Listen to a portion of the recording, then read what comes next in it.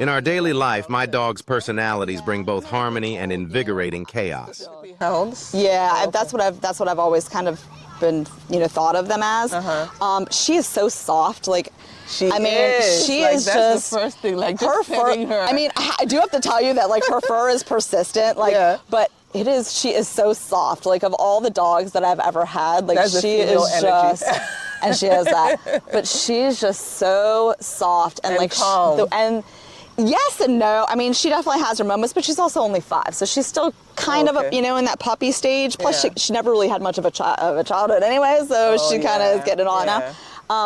But man, the way that this dog sleeps, and again, could be from her trauma, could be the breed, but like she will curl up in these like tiny spaces. She sits in my butterfly chair from college, like one of those chairs that has like no bottom to it. I'm like, what dog would want to sit in that? I was like, where did she go? And I'm like, oh, she's in this chair. Like no dog should be in that chair. Yeah. I do Reiki in my office. I have a Reiki table. She's jumped up on the Reiki table. I've had somebody on the table.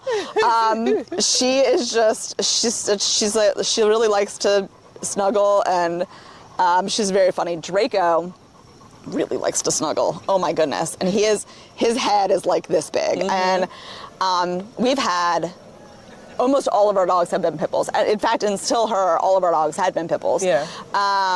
And they're fabulous. They're just fabulous dogs. He is so obedient, like, I mean, he'll be barking at the door and you're like, house, and he's like, oh, fine. Like, like you can tell, like you can see, like the crazy. He's like, he won't stop barking, but he'll go. Like he knows, he knows that, that's what he needs to do. Yeah. He's very, very obedient.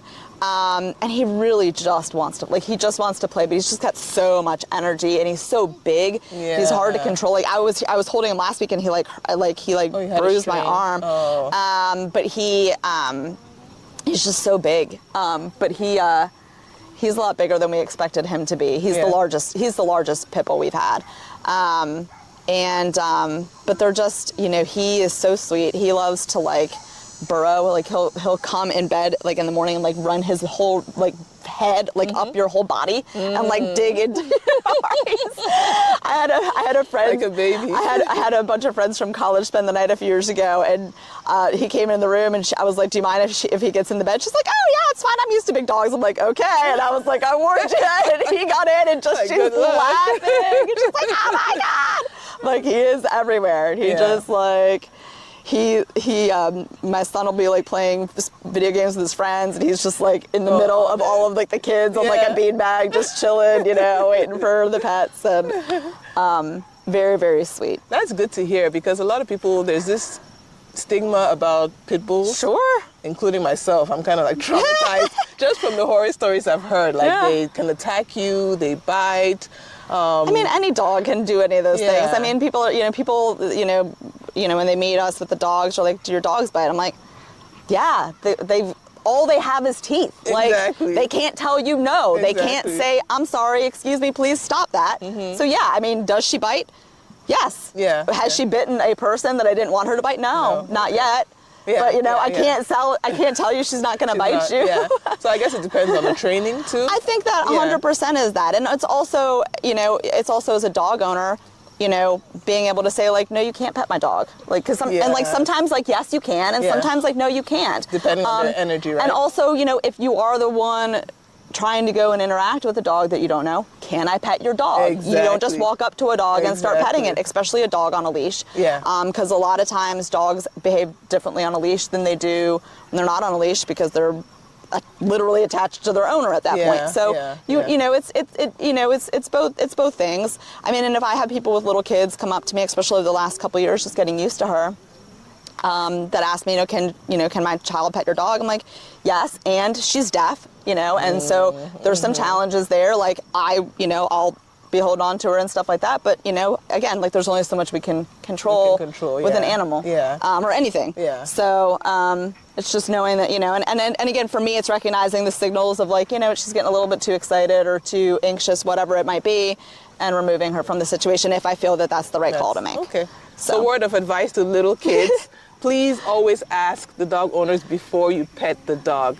saying this to my kids too, because they have the tendency to just walk up to the dog and just start petting. So Yeah, absolutely. Just safety reasons, because you never know. Yeah, So, and a lot of and a lot of kids do that, and it's and again, it's up to the dog owners too to protect our pets and ourselves by saying she needs to be sitting to be pet, or whatever the rule is. Are. Okay. So yeah. So what's a typical day being a pet owner?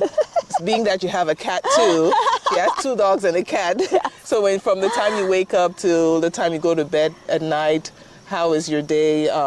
Putting them into consideration, like feeding, walking. How does that go? Yeah. So she is very consistent about wanting her food. Generally, she gets fed at 7 and at 5. Both of them. Both right? of them. Okay. Yeah, we feed them at the same time in separate rooms, but. She will start barking anytime between like 6:30. And you're like, please, I just need to sleep. 3 more minutes. And then sometimes as early as 3:30 on the outgoing of that. 3:30 a.m.? No, p.m.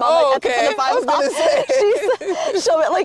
Sometimes it just depends on like what's going on. Where she's like, oh wait a second, maybe it's close to time, and the food is in the garage. So if you open the garage door, like it's all over. She's like, oh, that must be feeding time.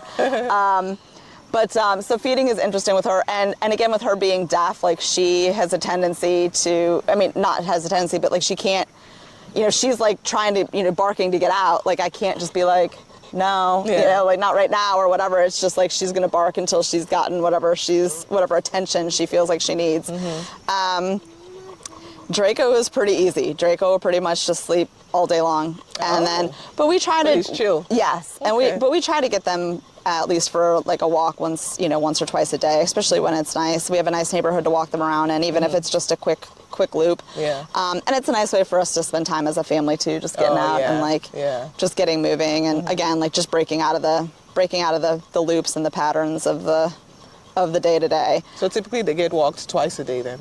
Once or twice a day, yeah. And again, with animals, especially with someone like Draco, like he really needs constant energy and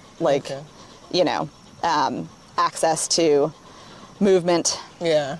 So do you also let them out? Like, are they good with staying around the house? If we have a fenced-in yard, okay. So they've got quite a bit of room to run out back, and they have relatively free reign of the backyard most of the time. Sometimes I'll just again they both are kind of like sun dogs, so sometimes I'll just let them just sleep on the upstairs without giving them access to the whole backyard, just so they're not running around tearing holes all over the place. But both of them pretty much just like to kind of chill outside, and relax. Okay. But and do pit bulls shed a lot too?